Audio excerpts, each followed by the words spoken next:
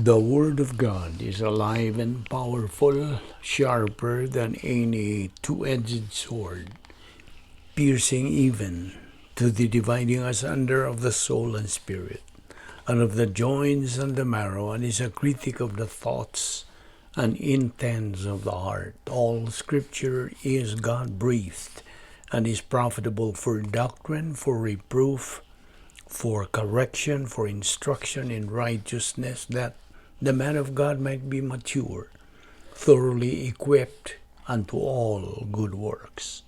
Study to show thyself approved unto God, a workman that needeth not to be ashamed, rightly dividing the word of truth. Isaiah 41:10, Fear not, for I am with you. Be not dismayed, for I am your God. I will strengthen you, yes, I will help you. I will uphold you with my righteous right hand. John 14:27, Peace I leave with you, my peace I give to you. Not as the world gives do I give to you. Let not your heart be troubled, neither let it be afraid. Proverbs 11:28, He who trusts in his riches will fall, but the righteous will flourish like foliage. Proverbs 30:8, Remove falsehood and lies far from me. Give me neither poverty nor riches. Feed me with the food allotted to me. James 2:5, Listen, my beloved brethren, has God not chosen the poor of this world to be rich in faith and heirs of the kingdom which he promised to those who love him? Proverbs 13:7 and 11, There is one who makes himself rich, yet has nothing, and one who makes himself poor, yet has great riches. Wealth gained by dishonesty will be diminished, but he who gathers by labor will increase. Before we start our Bible study today, as usual, we have to prepare ourselves by naming all our sins that we have committed today, using the rebound technique of 1 John 1:9. And for you unbeliever, the issue you face is not confession of your sins, it is faith alone, in Christ alone. Acts 16:31 says, Believe on the Lord Jesus Christ, and thou shalt be saved. Let us pray.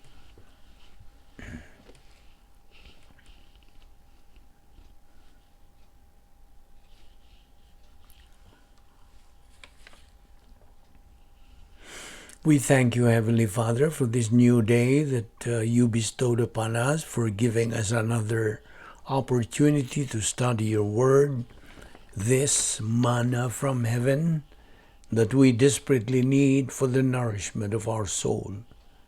We especially feel the need of your word, which we consider as our anchor and refuge in times of crisis such as we now face.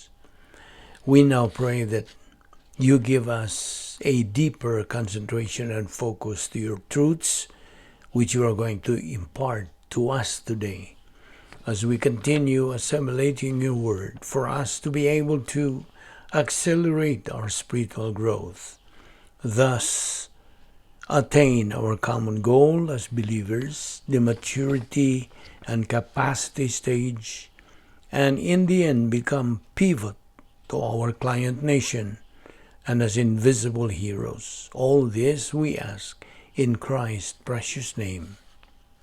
Amen. Welcome everyone to our daily Bible study. So to you, subscribers, followers, and fellow believers, welcome once again. We will continue the study of the Theology of the Plan of God, which we have already started a few days ago, and we will continue where we stopped yesterday. Okay, So we have said that since we are strong believers in Christ now, by faith alone in Christ alone, and are now members of the royal family of God, we are commanded by God through His Word to get plugged to doctrine, so to be able to fulfill His plan for our life. And following it is only through the daily intake of the Word of God. Only through this particular and singular method that we can know and learn God's plan for our life. There is no other way. Through that way, that of assimilating Bible doctrine daily, we will know, learn, understand, and then believe God's perfect way. And let me add to say, God becomes real to our life, even more real than the person sitting beside you right now. You know what? When we study the theology of the plan of God and pursuing the divine viewpoint of life, we will come to know the perfect means of God through the teaching ministry of God the Holy Spirit, His perfect means in His protocol as to how He sets up our life as His children, as to how His protocol plan operates in our life as believers. That includes His divine provision, His divine assets for our use in our execution of His plan for our life. Now get this, we never doubt the veracity of God's Word. We never doubt God's perfect essence. And of course, because God is perfect, as what we oftentimes say, His plan is perfect. God's protocol plan includes His will, His purpose for us believers. The big problem for most people of today, including believers, is this. God's will is that believers strongly maintain their faith in the Word of God and obey what God mandates in His Word. One of God's mandate for believers is, now, this is the problem, to not do or work through the energy of their flesh when it comes to doing things as unto the Lord, as unto Him. So I repeat, God commands us believers to not do or work, that means good works, through the energy of the flesh, devoid of the divine viewpoint. In short, doing good works as unto the Lord, using only the human viewpoint of life. And worst of all, the good works were done outside the operational divine dynasphere, which is the CDs, cosmic dynaspheres, and which is the very area of weakness.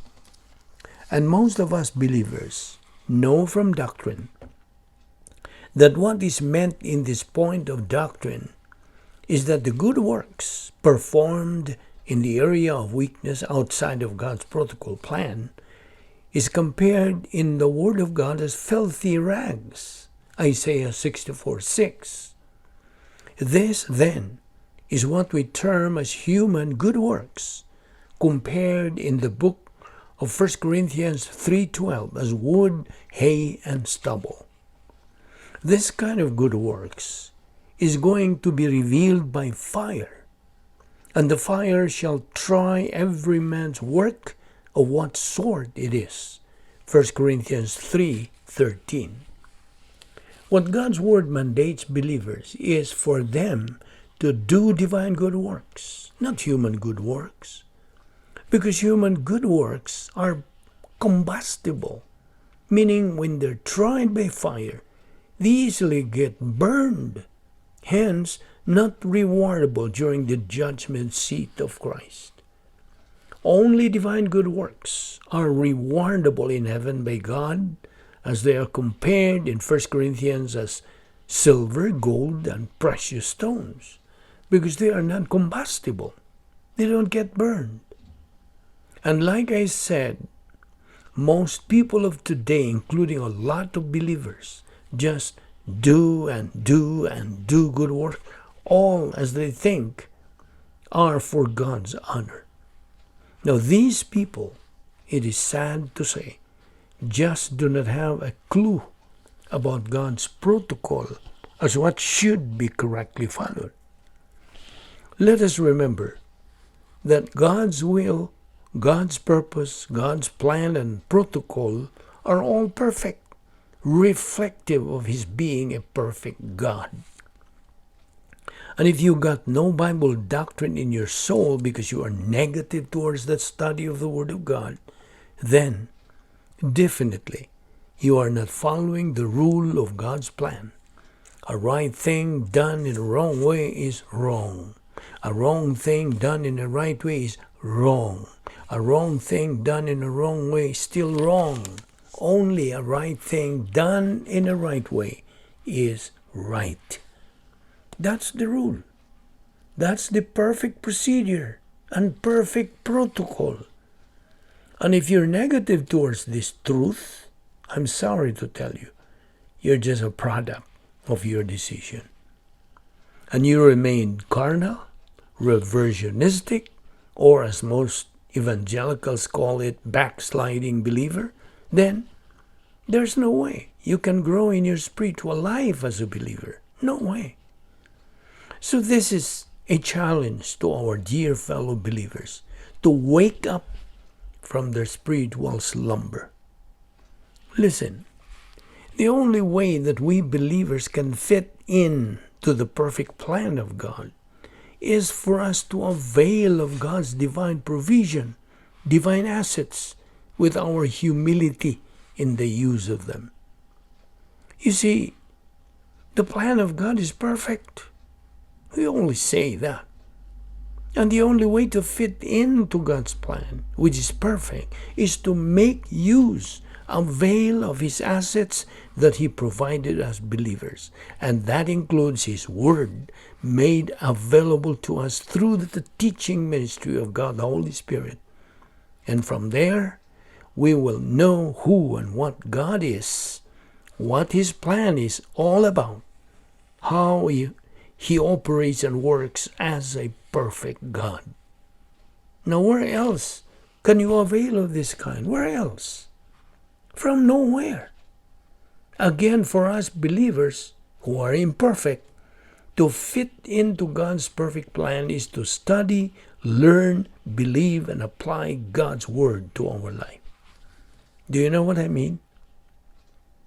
To delineate further on this doctrine, God, in His omnipotence and perfect righteousness, wishes us believers to stop working or doing things that most believers of today wrongly think what they're doing are all as unto the Lord, when the truth is they are unfortunately done outside of the will of God, outside of God's perfect protocol. In short, these believers concerned are out of line. Sad to say that. What is the reason why these believers are just out of line? They are out of line as believers because they are negative in their attitude towards the study of the Word of God. They're just a product of their volition. So naturally, they are victims of the law of volitional responsibility. They reap what they have sown. And nobody's to blame except their own selves. You see how critical this particular law is? I mean, the law of volitional responsibility. You know what? Listen, God in eternity past, before anything else came to its existence, has set up, has established, and already made and put up His perfect plan. Remember, God is perfect. So because He is perfect, whatever He does, whatever He decides, whatever He plans is perfect. And one significant attribute of God, besides His being perfect, is that He is immutable, meaning He doesn't change. In Malachi 3:6, God in His Word plainly says, I am the Lord God, I change not. And so, because He doesn't change what He has already established, what He has created in His perfect plan, no one has the right to change it. Absolutely no one. Therefore, when God says, this is my plan, that is it. And you people, all members of the human race, ought to follow and obey His plan. The plan of the sovereign God who is perfect in all aspect of His being, the God of the universe. Now it goes without saying then that when man, any member of the human race, does not know, out of ignorance, does not know God's perfect plan, which of course includes God's perfect plan for man's life, that is what is meant by saying he is out of line. Do you know what I mean? We will continue in our discussion of this. Let us pray. Heavenly Father, we thank You for this opportunity once again of studying Your Word today. May this give us motivation and challenge. And may this become a blessing to our life as we continue in our spiritual momentum with our goal on our sight, the goal which is spiritual maturity, the capacity stage. We thank You for this Bible study through the YouTube of the Vic Balbido Evangelistic Ministry. This we ask in Christ's name. Amen.